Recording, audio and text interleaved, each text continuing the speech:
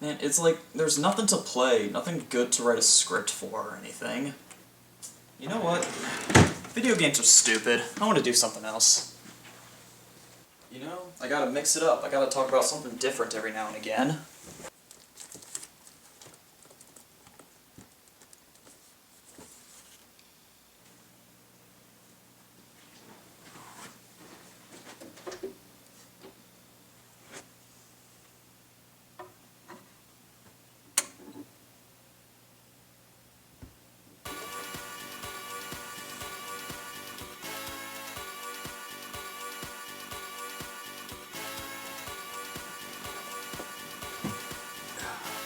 So, I think it's pretty obvious that I'm a huge Daft Punk fanboy, and I've always wanted to talk about them in one of my videos. But Daft Punk has never done anything involving video games, and I don't know how to review music. But Daft Punk has made a couple movies before, and I do know a thing or two about movies.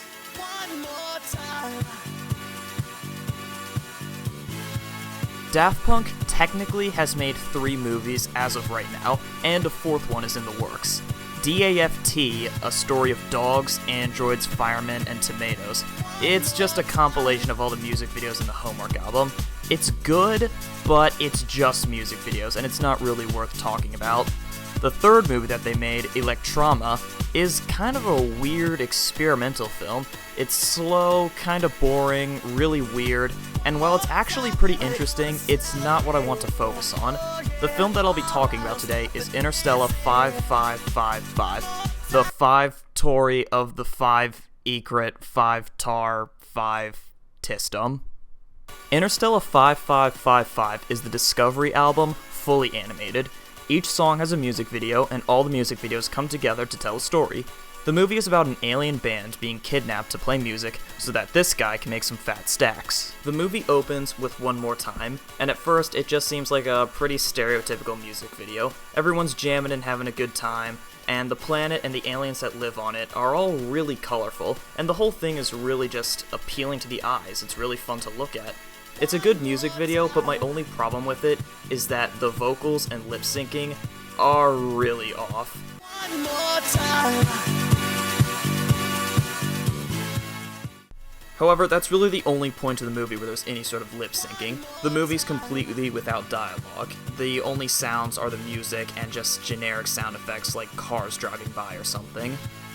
The video ends with some masked men with guns approaching in this big spaceship, and the movie transitions into aerodynamic. The masked men knock out the power and gas the stadium, kidnapping each member of the band. This turns into a chase scene where the guitarist, whose name is Arpergius or something, is being chased by the masked men. This fits the song pretty well, since it's a really high-energy song, and it fits a chase scene, just like how One More Time fit a really upbeat opening. The movie also does a good job of having everyone be kidnapped when aerodynamics slows down to show that they are defeated. Digital Love acts as more of a character-building moment. It opens with some alien named Shep cleaning his spaceship, singing Digital Love. This guy's a big fan of the band from the beginning, and has a fanboy crush on Stella, the bassist in the band. The video does a pretty good job of cutting away from the slow vibes of Digital Love to the more fast-paced section of the song when Shep gets an alert that the band has been kidnapped. Harder, Better, Faster, Stronger picks back up where Aerodynamic left off. The band has been kidnapped and is brought to Earth.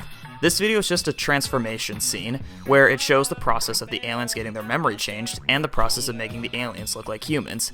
It's really well animated and colorful, and it's probably the most visually appealing part of the movie. Also, like, every character in this movie wears a thong. I don't really have anything to say about it, just take that as you will. Crescendos is the part of the movie where we get to see this guy's plan come together. The band, which is now called the Crescendos, has been hypnotized and just looked tired and out of it during most of the movie, due to the hypnosis.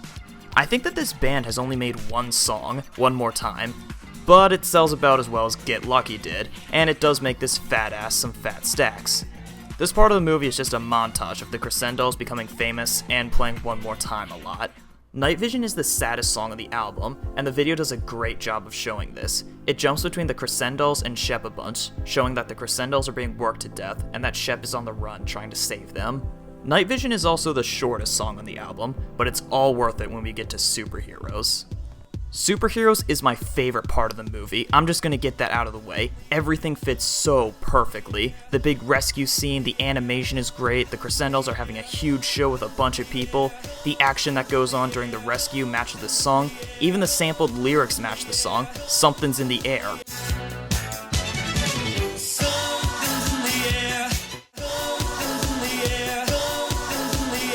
Like a superhero. The chase scene matches perfectly, the stupid lasers that were in the original version of the song now actually have a point and they make a lot of sense, and it's just great. High Life acts as the awards ceremony of the album, where this guy, whose name is Darkwood, can make the fattest stacks. This makes sense, the song sounds very fitting to a high-class awards ceremony and all that. I just want to know why nothing is ever brought up about the attack on the stadium. I mean, you would think that this would be a big deal, but no, it just looks like nobody cares that 3 members of the Crescendos, the biggest band in the world, are missing. But hey, Daft Punk makes a cameo in this part of the movie, so I guess it's all good. After Stella is rescued, the Something About It scene starts. During the superheroes chase, Shep got shot, and now he's dying, on a dirty mattress, in an old storage unit. Not much happens in this part. Shep gets to meet his fanboy crush, and they have a little dream dance thing, and he dies. Despite not much happening in this part of the movie, I would still say that this is the most emotional part of the whole movie. Shep's death forces me to ask an important question about this movie. Who is the main character? I mean, it can't be Shep. He's dead, and he wasn't shown until about 10 minutes into the movie. But he's the hero. He's the one who basically saves the day. But you know what, fine, the big hero doesn't always have to be the main character. So that means that it has to be one of the Crescendos, but who? It can't be Stella. She doesn't have any character. She just kinda stands around and looks tired all the time. I mean, it still looks like she's hypnotized. But she does seem to have the most screen time, and everything seems to happen to her. But she doesn't do anything. Is the main character Arpergius? I mean, he looks like he's the leader of the band. He does stuff and he gets a lot of screen time. But I don't think he does enough. I don't know anything about Arpergius, but he seems like the best candidate for a main character. Actually, Shep was, but he's dead. I guess this movie doesn't need a main character. I mean, it's just music videos with no dialogue. It's kinda hard to convey any sort of emotions or character development under these circumstances. Wait, silent movies had main characters, and they had no dialogue, and they were usually a lot shorter. What I'm getting at is that this movie's biggest problem is its characters, or lack of characters. I don't know anything about anyone in this movie except Shep, but he's dead now, and he never got a chance to grow. Nobody in this movie gets a chance to grow. The best character besides Shep is Beryl, the drummer, and that's because he's the comedic relief character, so he gets to screw up and be stupid and do interesting things in the background. I mean, that's the best I can get out of him. The best I can do in terms of a character breakdown with these people is Arpergius. He's tough. Stella. She's a girl, so she's fragile. Beryl. He's an idiot. Octave. He's black. That's all I got. Voyager is what I believe to be the best night driving song, so it makes sense that this part has a lot of driving. But this part also serves as the burial for Shep. I don't think the music fits too well. The song is too cool, too upbeat, and too relaxed to fit a funeral. The song does fit when his thong-wearing ghost rises from the grave, just not when they're digging the grave. This scene also shows the start of the Crescendos trying to get back to their home planet, and they start by invading the house of the man who kidnapped them, Darkwood.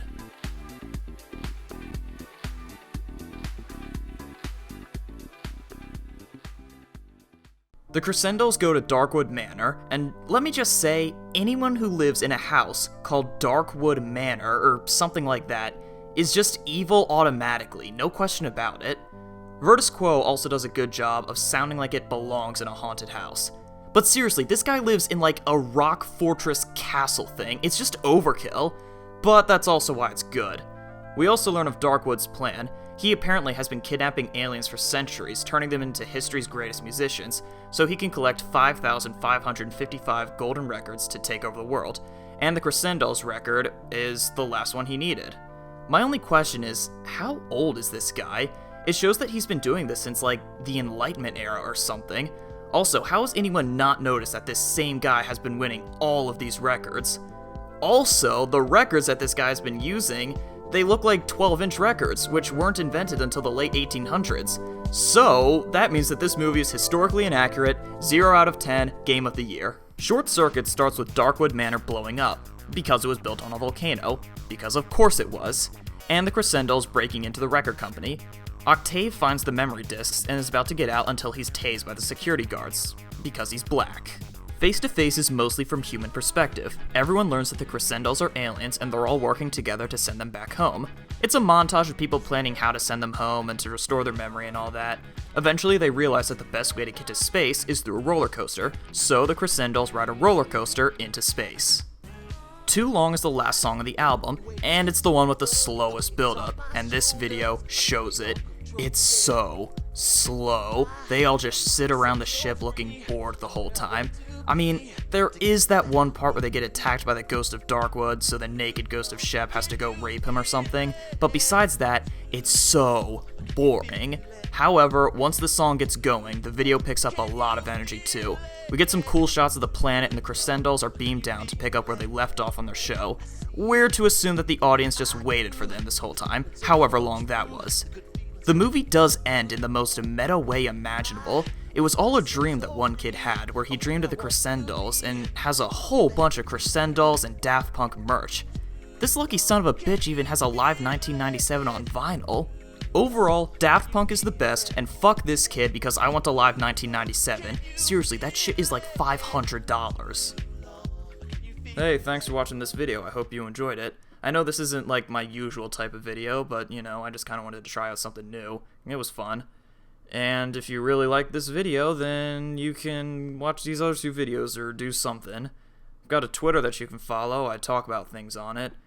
And you know what? You should probably stick around for when I upload another video. I might even review a video game in it.